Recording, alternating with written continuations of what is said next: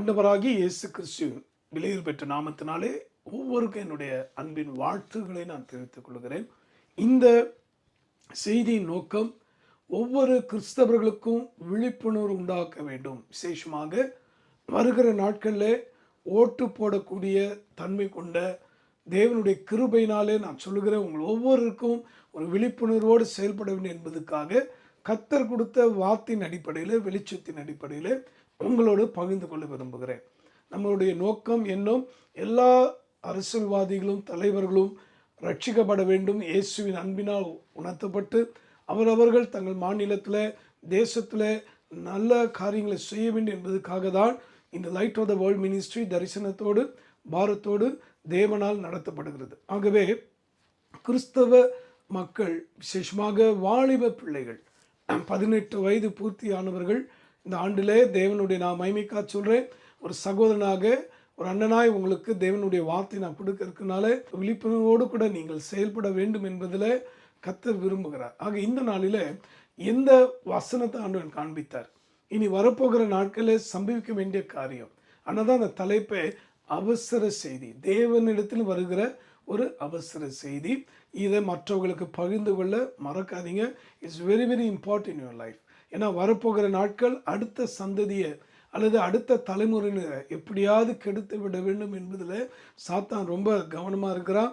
அவனுடைய செயல்பாடுகள் எல்லாம் கர்த்தர் கடிந்து கொள்வாராக. இப்பொழுதும் கூட தேவனுடைய நாம மகிமைக்காக ஆமோஸின் புஸ்தகத்தில் 3ஆம் அதிகாரம் 7ஆம் வசனத்தை வாசிக்க போகிறோம். Amos chapter 3 verse 7.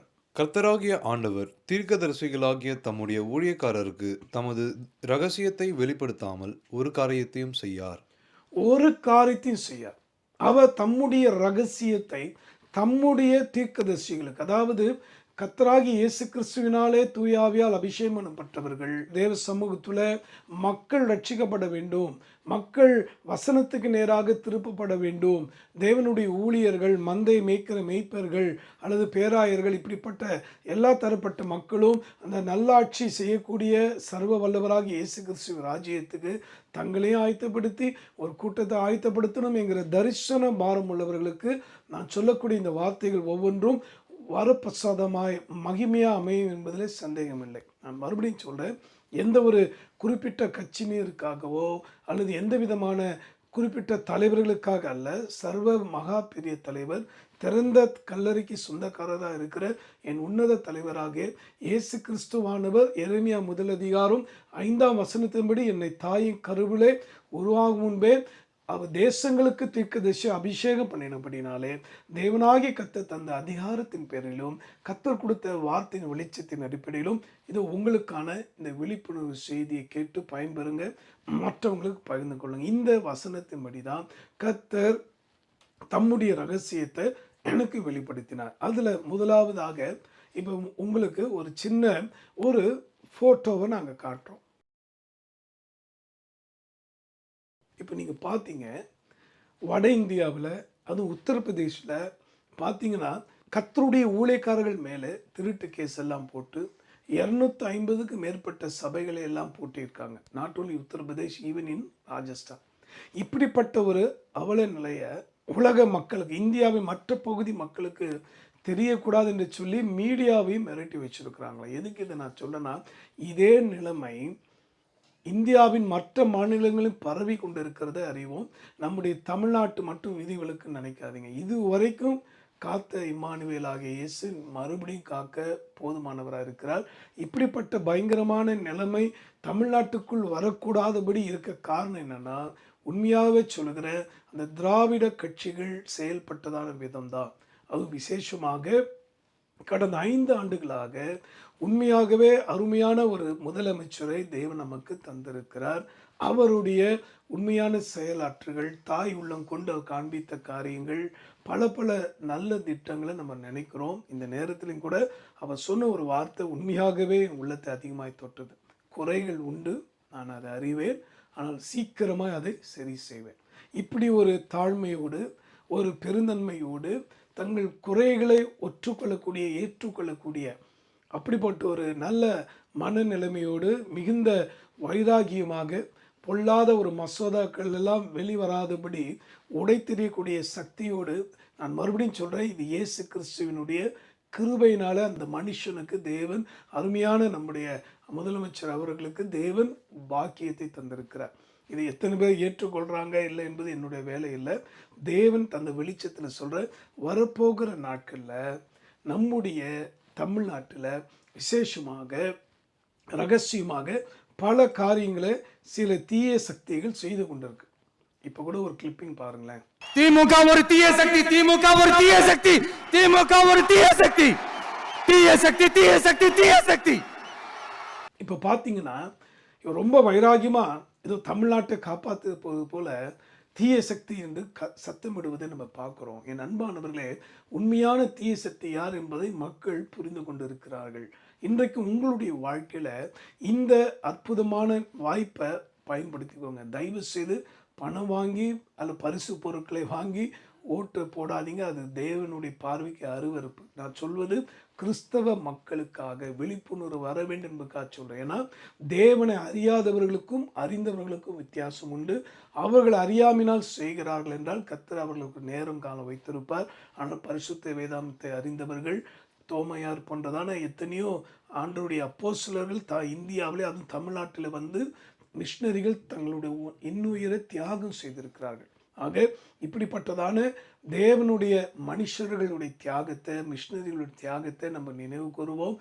தயவு செய்து உலக பொருளுக்காக, பணத்துக்கு அடிமையாகாதபடி கர்த்தருடைய அன்புக்கு அடிமையானவர்களுக்கு தான் நான் சொல்லக்கூடிய இந்த வார்த்தை புரியும். அவங்க தான் ஏற்றுக்கொள்வாங்க. தயவு செய்து கர்த்தருடைய நாமத்துக்கு பயப்படுகிற பெற்றோர்களே, உங்களுடைய வாலிப பிள்ளைகளுக்கு இந்த அறிவுரையை சொல்லுங்க. இதை பார்த்து கொண்டிருக்கிற, ஷேர் பண்ணி கொண்டிருக்கிறதான வாலிப பிள்ளைகளே, கர்த்தருக்கு பயந்த வாலிப பிள்ளைகளே, இதை உங்களுடைய சக நண்பர்களுக்கு இதை ஷேர் பண்ணவும், இதை எடுத்து சொல்லவும் மறக்காதீங்க. ஏன் சொல்கிறேன்னா, இந்தியாவில் சில ஆண்டுகளுக்கு முன்பாக அண்ணா ஹசாரேன்னு சொல்லி ஒரு மனிதனை ஒரு பக்க வழியாக கொண்டு வந்தார்கள். அவர் செய்த போராட்டத்தை பார்த்திங்கன்னா, ஊழலற்ற ஆட்சி இந்தியாவுக்கு வேண்டும் என்று கொண்டு வருவது போல கொண்டு வந்தாலும், இறுதியிலே அவர் ஒரு குறிப்பிட்ட கட்சியின் ஏஜென்ட் என்பதை மிக தெளிவாக மக்களுக்கு தெரிய ஆரம்பித்தது. ஆரம்பிக்கும் போது புனிதரை போல அல்லது பெரிய என்ன சொல்ல மாற்றத்தை கொண்டு வருவது போல பேசினார். ஆனால் கடைசியில் நடந்ததை நம்ம எல்லாரும் பார்த்தோம். அதே போல தான் இன்றைக்கு தமிழ்நாட்டின் அண்ணா ஹசாரேவாக ஒரு மனுஷனை அவங்க தேர்ந்தெடுத்திருக்காங்க. அவர் தான் மிஸ்டர் விஜய் ஜோசப். அதனால் தயவு செய்து யாருக்கு ஓட்டு போடக்கூடாது என்பதில் கவனமாக இருங்க. நான் மறுபடியும் சொல்கிறேன், கர்த்தருடைய நாமத்தினால தான் இதை நான் சொல்கிறேன். நீங்கள் மனம் திரும்ப வேண்டும். தயவு செய்து ஏமாந்து விடாதீர்கள். நான் சொல்வது வருங்கால சந்ததியாருக்கு கடவுளாகி இயேசு கிறிஸ்து தர வேண்டிய பாதுகாப்பை தான் இப்போ சொல்கிறார். அதனால எந்த பர்சனல் வெஞ்சஸ்லாம் கிடையாது. மறுபடியும் சொல்ல, அதை ஆண்டுடைய ஊழியக்காரர்கள் நாங்கள் அப்படி செய்யவும் கிடையாது. ஆனால் தேவனுடைய வார்த்தையின்படி இதை நான் சொல்கிறேன். ஏன்னா சங்கீதம் 25:14 நீங்கள் வாசிக்கும்போது தெரிஞ்சு கொள்ளலாம். Psalms 25:14. கர்த்தருடைய ரகசியம் அவருக்கு பயந்தவர்களிடத்தில் இருக்கிறது. அவர்களுக்கு தம்முடைய உடன்படிக்கையை தெரியப்படுத்துவார். தேவனாகிய கர்த்தர் தமக்கு பயப்படுறவர்களுக்கு தான் வெளிப்படுத்துறார். அப்போ இதை பார்த்து ஏற்றுக்கொள்வதும் ஏற்றுக்கொள்ளாதவங்க யார் ஏற்றுக்கொள்வாங்களாம்? those who have fear about God. தேவனை குறித்து கடவுள் பக்தி உள்ளவர்கள். இறைவன் ஒருவர் இருக்கிறார், சர்வ வல்லவர் ஒருத்தர் இருக்கிறார், நிச்சயமா அவர் கேட்பார் என்ற நம்பிக்கையோடு இருக்கக்கூடியவர்கள் இந்த வார்த்தையை ஏற்றுக்கொள்வாங்க. அதனால தான் சொல்கிறேன், 41 உயிரை வாங்கின அந்த பொல்லாத காரியங்களை இன்னும் நம்மளால் மறக்க முடியல. அது சரித்திரத்தில் பட்ட ஒரு பெரிய கரும்புள்ளி. அதனால் மறுபடியும் சொல்கிறேன், இந்த வசனத்தின்படி யாரெல்லாம் தேவனாகிய கர்த்தரை மதிக்கிறார்களோ, யாரெல்லாம் கடவுளை மதிக்கிறார்களோ அவர்களுக்கு தான் இந்த ரகசியம் போய் சேரும். அவர்கள் தான் இந்த ரகசியத்தை புரிந்து கொள்வார்கள். ரெண்டாவதாக, அப்படிப்பட்டவர்களுக்கு தான் தேவன் கைடன்ஸ் கொடுப்பார். யாரை சூஸ் பண்ணணும், யாரை சூஸ் பண்ணக்கூடாது. அதனால் இது உங்கள் கையில் தான் இருக்குது. உங்களுக்காக இப்போ நான் ஜெபித்து முடிக்க போகிறேன். தமிழ்நாட்டின் அண்ணா ஹசாரேவாக பரவி கொண்டு இருக்கிற அல்லது போய் கொண்டு இருக்க அந்த மனுஷனை குறித்து கவனமாக இருங்க. மறுபடியும் சொல்கிறேன், ஏதோ யோசேப்புன்னு பேர் வைத்திருப்பதனால புனிதர்கள் அல்ல. மறுபடியும் சொல்கிறேன், ஜீவியத்தில் காட்டணும். ஒரு மனுஷன் பொது வாழ்வில் ஈடுபடும் போது முதலாவது அவர்களுடைய வாழ்க்கை மாற்றப்பட வேண்டும், மாறுதல் அவருக்குள் வர வேண்டும். அவருடைய ரட்சிப்புக்காக நாம் ஜெபிப்போம். ஆக இந்த நாளிலே தேவனுடைய வெளிச்சத்தின்படி நாம் இந்த அவசர செய்தியை பிரேயரோடு மற்றவர்களுக்கு தெரியப்படுத்துவோமா? அன்புள்ள ஆண்டவரே, இந்த ஜெபத்தை என்னோடு இடைப்படுகிற யாவருடைய மனக்கங்களை நீ திறப்பீராக. எந்த ஒரு குறிப்பிட்ட மக்களுக்கா இல்லை. இந்த 5 ஆண்டுகளில் தமிழ்நாட்டின் ஜிடிபியை 12% மேலே கொண்டு வந்திருக்கிறதான அற்புதமான பணியாற்றினவர்களை நாங்கள் நினைவு கூறவும், அவர்களுக்கு மறுபடியும் ஆண்டவர் ஜெபத்தோடு வாய்ப்பை தந்து அவர்களுடைய குறைகளையும் எடுத்து சொல்லி அப்பப்போ ஆண்டவரை சீர்படுத்தி இன்னும் பக்குவமாக நல்வழி நடத்தவும் நீ உதவி செய்ய வேணுமா நான் ஜெபிக்கிறோம். அதே நேரத்தில் யார் வந்தானே வராட்டி என்ன என்று மிதமிஞ்சி பேசக்கூடிய இல்லை பரிசுத்த வாழ்க்கைக்கு இலக்கணமாக இருக்க வேண்டியவர்கள் எல்லாம் இன்றைக்கு கர்த்தருடைய வார்த்தைக்கு விரோதமாய் செயல்பட்டு கொண்டிருப்பது நீ அறிவை கர்த்தர் மன்னித்தருளும். பணத்துக்காக உலக பொருளுக்காக இலவசங்களுக்காக யாரும் அடிமையாகாதபடி ஆண்டவர் இப்போ கொடுக்கப்பட்ட வெளிச்சத்தின்படி உமக்கு பயப்படுகிற பயத்தோடு ஆண்டவரை ஞானமாய் சரியான நபரை தேர்ந்தெடுக்க ஒவ்வொருடைய கண்களை திறந்தள்ளோம். விசேஷமாக இயேசுவை பற்றி பாடுகிற செய்தி கொடுக்கிற தேவாலயத்தில் செல்லுகிற ஒவ்வொரு கிறிஸ்துவ அருமை மக்கள் இந்த வார்த்தையினாலே விழிப்புணர்வு அடைந்து ஆண்டவரே உம்முடைய ராஜ்யத்துக்கு என்று சரியான நபரை